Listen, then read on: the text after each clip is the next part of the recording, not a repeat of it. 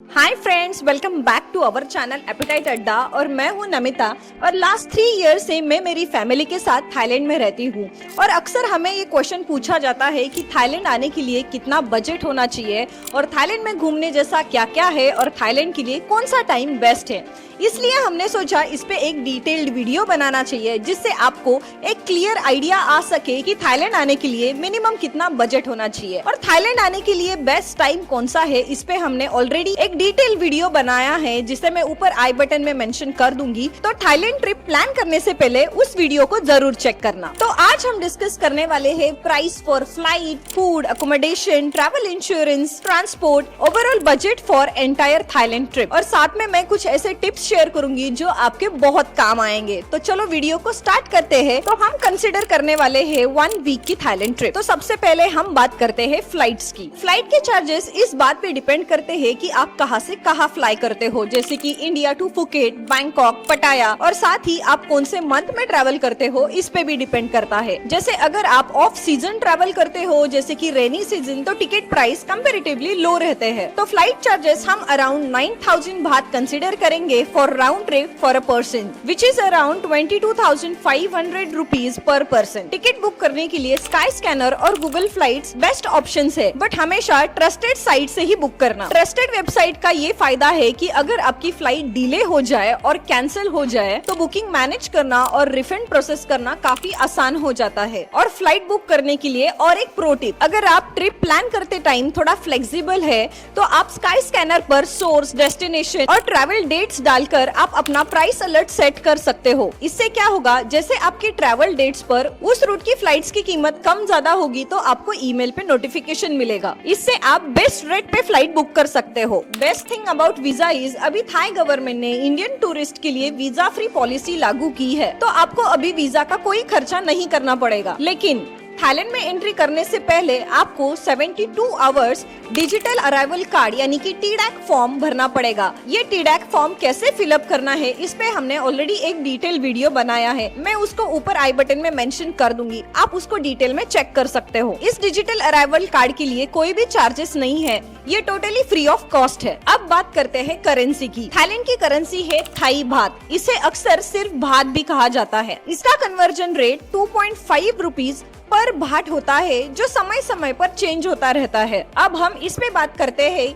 Thailand आने से पहले कितना कैश इंडिया से कैरी करना चाहिए। ऑफिशियली इमिग्रेशन टाइम पर आपसे 10,000 थाई बात पर पर्सन और 20,000 थाई बात पर फैमिली पूछा जा सकता है, लेकिन इसमें आप बैंक स्टेटमेंट और इंटरनेशनल कार्ड्स भी दिखा सकते हो। मैं ये रिकमेंड करूंगी मिनिमम आप 4 to 5,000 थाई बात इंडिया से जरूर कैरी करें, ताकि एयरपोर्ट से आपको टैक्सी बुक करनी हो और सिम कार्ड बाय करना हो तो आपको कोई भी प्रॉब्लम नहीं आएगा। अब बात करते हैं सिम कार्ड की। तो आइडियली आपको एयरपोर्ट से सिम कार्ड नहीं खरीदना है क्योंकि वहाँ पे काफी महंगा बेचा जाता है, इसलिए एयरपोर्ट पे जो वाईफाई होता है उससे कनेक्ट करके आप अपनी टैक्सी बुक कर सकते हो। वैसे एयरपोर्ट से टैक्सी बुक करने के अलावा एक बेस्ट ट्रांसपोर्ट ऑप्शन है जो आपके काफी थाई बात बचा सकता है, उसके बारे में मैं आपको ट्रांसपोर्टेशन पार्ट में डिटेल में बता दूंगी। फिलहाल बात करते हैं सिम कार्ड की। तो जैसे ही आप होटल पहुँच जाए तो आपके आसपास के किसी भी 7-Eleven स्टोर से आप सिम कार्ड खरीद सकते हो। वहाँ पर आपको बहुत ही रीजनेबल प्राइस में सिम कार्ड मिल जाएगा। यहाँ पर मेन 2 नेटवर्क प्रोवाइडर है, ट्रू और AIS। दोनों का नेटवर्क काफी अच्छा है, इवन रिमोट लोकेशंस पर भी इसका नेटवर्क बहुत अच्छा आता है। तो ये सिम कार्ड आपको अराउंड 50 बात तक मिल जाएगा। और 7-Eleven एक ऐसा स्टोर है जो आपके हमेशा काम आएगा, चाहे लास्ट मिनट कोई फूड ऑप्शन हो या अगर आप कोई इलेक्ट्रॉनिक गैजेट भूल गए हो जैसे कि power bank, charger, even medicine भी यहाँ पे मिल जाते हैं। हमने 7-Eleven पर भी एक डिटेल्ड वीडियो बनाया है जिसमें हमने वहाँ की मोस्ट यूजफुल चीजें दिखाई है और खासकर वेजिटेरियन फूड ऑप्शंस भी बताए हैं। तो थाईलैंड आने से पहले ये वीडियो एक बार जरूर देख लेना, मैं उसका लिंक ऊपर आई बटन में ऐड कर दूंगी। अब बात करते हैं ट्रांसपोर्टेशन की। तो थाईलैंड पहुंचते ही सबसे पहली जर्नी होती है एयरपोर्ट टू होटल। ज्यादातर लोग इसके लिए टैक्सी बुक करते हैं, लेकिन मैं आपको एक ऐसा ऑप्शन बताऊंगी जिसकी वजह से आपके कई थाई बात बच सकते हैं और बहुत सारा टाइम भी, और ये ऑप्शन है मेट्रो का। और मेट्रो के लिए आपको कहीं लगेज लेके दूर चल के जाने की जरूरत नहीं है, क्योंकि ये मेट्रो लाइन एयरपोर्ट से कनेक्टेड है और ये थाईलैंड का सबसे फास्टेस्ट और रीजनेबल वे ऑफ ट्रांसपोर्ट है। लेकिन ये ऑप्शंस में सोलो ट्रैवल्स और कपल्स को ही रिकमेंड करूंगी जिनके साथ थोड़ा कम लगेज होता है। और अगर बात की जाए बैंकॉक के ट्रैफिक की, तो ये इंडिया से बिल्कुल कम नहीं है। और अगर आप पीक आवर्स में जैसे ऑफिस टाइम में ट्रैवल करते हो तो एयरपोर्ट से होटल पहुंचने में 1 से 2 घंटे भी लग सकते हैं, और उस टैक्सी का चार्ज तो पूछो ही मत। इसीलिए एयरपोर्ट से मेट्रो से सिटी तक कैसे ट्रैवल करना है, इसका एक इन डिटेल वीडियो हमने बनाया है। उसमें बताया है कि टिकट कहाँ से लेनी है, कौन सी ट्रेन लेनी है और क्या क्या स्टेप्स होते हैं। तो वो वीडियो एक बार जरूर चेक करना and then don't forget to thanks me letter.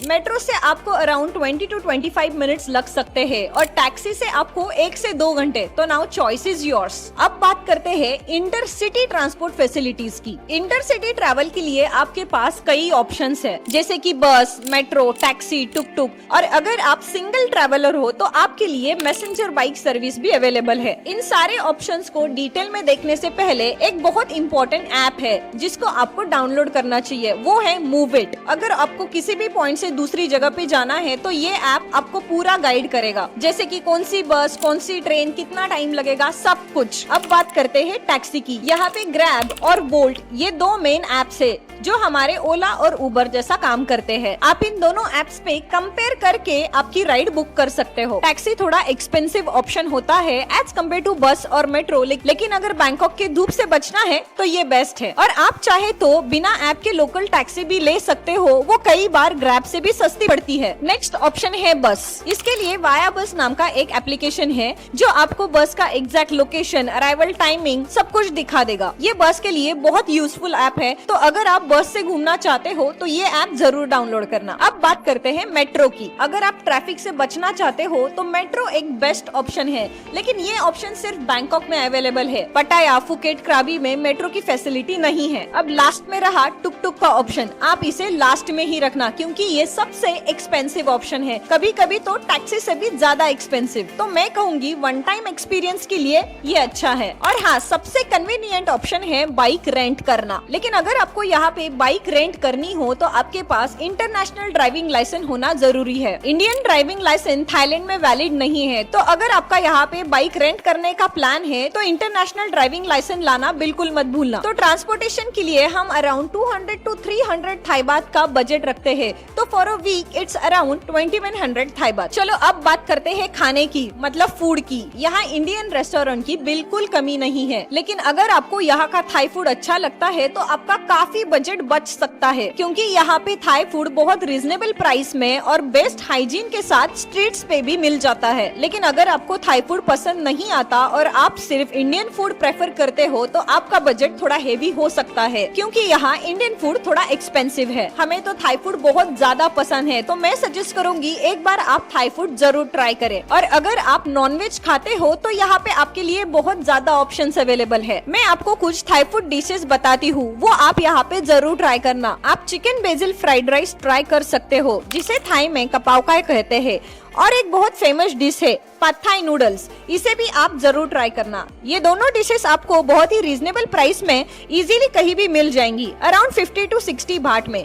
इसके अलावा ग्रीन करी, पेनांग करी जरूर ट्राई करना। These curries are so delicious. और आप यहाँ पे टॉम सूप ट्राई करना बिल्कुल मत भूलना। ये यहाँ का फेमस सूप है जो वेज और नॉन वेज दोनों वैरायटी में मिलता है, जो एक हॉट एंड सार सूप होता है and it's very delicious and very flavourful. और जब आप यहाँ पे नाइट मार्केट्स घूमोगे तो नाइट्स मार्केट में आपको कई सारे डिलीशियस स्ट्रीट फूड के ऑप्शंस मिलेंगे। और थाईलैंड अपने रिफ्रेशिंग ड्रिंक्स के लिए बहुत ज्यादा फेमस है। थाईलैंड के फ्रूट्स और फ्रूट जूसेस तो पूरे वर्ल्ड में फेमस है। और सबसे बेस्ट है यहाँ की ice coffee and Thai tea. इन्हें ट्राई करना बिल्कुल मत भूलना। यहाँ आपको बहुत जगहों पे कॉफी के स्टॉल्स और बहुत ब्यूटीफुल क्रिएटिव कैफेज भी दिखेंगे। यहाँ के कैफे इतने ब्यूटीफुल है कि कैफे छोड़ के कहीं और घूमने जाने का आपका मन ही नहीं करेगा। And if you want to know some beautiful cafes, let me know in the comments. I will make a short video for you all. Coming back to the topic, अगर हम पर डे के 2 meals consider करते हैं, assuming your breakfast is included in your hotel, तो every meal if we consider around 120 to 130 Thai baht, तो it will come to around 250 Thai baht per meal, considering if you eat Thai food. अब बात करते हैं accommodation की। Accommodation totally depend करता है कि आप कौन से टाइप के होटल में और कौन से एरिया में रहना पसंद करते हो। अगर आप सिटी सेंटर के पास में होटल बुक करते हो तो उसका कॉस्ट थोड़ा ज्यादा रहेगा, लेकिन मैं आपको सजेस्ट करूंगी आप ऐसा होटल चूज करें जो सिटी सेंटर से थोड़ा दूर हो लेकिन पब्लिक ट्रांसपोर्ट की फैसिलिटी आसपास हो और ऐसी जगहों पे रीजनेबली प्राइस्ड अच्छे होटल्स मिल जाते हैं। तो फिलहाल हम एक मिड रेंज होटल कंसीडर करते हैं, तो उसका रेंट हम अराउंड 700 थाई बात पर डे कंसीडर करते हैं। तो for a week it comes to 4900 Thai baht for a week. तो चलो अब नेक्स्ट पॉइंट पे बात करते हैं एक्टिविटीज एंड शॉपिंग एक्सपेंस। ये भी टोटली आप पे डिपेंड करता है कि आप कौन से एक्टिविटीज करना चाहते हो और आप कितनी शॉपिंग करना चाहते हो। और अगर आप लेडी ट्रैवलर हो तो मैं समझ सकती हूँ आपका आधा बजट तो शॉपिंग में ही चला जाएगा। तो ये थोड़ा जेंडर पे भी डिपेंड करता है। शॉपिंग के लिए बैंकॉक में कुछ बेस्ट प्लेसेस है, जैसे कि प्लैटिनम मॉल, चतुचक मार्केट, रतुनाम मार्केट। यहाँ आपको रीजनेबल प्राइसेस में बहुत सारी चीजें मिल जाएगी,